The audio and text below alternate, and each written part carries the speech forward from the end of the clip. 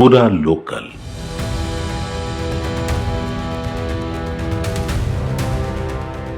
తాజాగా భారతదేశంతో పాటు మరో 69 దేశాలపై సుంకాల భారం మోపింది అమెరికా. అమెరికా అధ్యక్షుడు డొనాల్డ్ ట్రంప్ ఒక్కో దేశానికి ఒక్కో విధమైన సుంకాల మోతతో హడలెత్తిస్తున్నారు.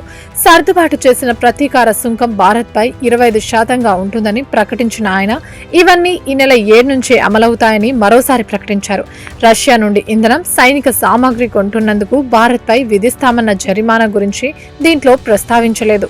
కానీ పాకిస్తాన్కు మాత్రం ముందుగా ప్రకటించిన దానికంటే ఇప్పుడు ఇంకా తగ్గించిన ఇతర దేశాలపై బాగానే బాదారు. 10 నుండి 41% వరకు సుంకాలు విధించే కార్యనిర్వాహక ఉత్తర్వులపై సంతకం కూడా చేశారు. ప్రతీకార సుంకాల్లో మరిన్ని మార్పుల పేరుతో దీన్ని వెలువరిచారు. సిరియాపై అత్యధికంగా 41% టారిఫ్ ను విధించారు. దాదాపు 70 దేశాలపై ఉన్న సుంకాలను పెంచారు. కెనడా నుంచి దిగుమతయ్యే వస్తువులపై సుంకాన్ని 25 నుండి 35% పెంచారు. ఇక జాబితాలో లేని దేశాల నుంచి దిగుమతయ్యే వస్తువులపై 10% సుంకం ఉంటుందని ఉత్తర్వుల్లో స్పష్టం చేశారు.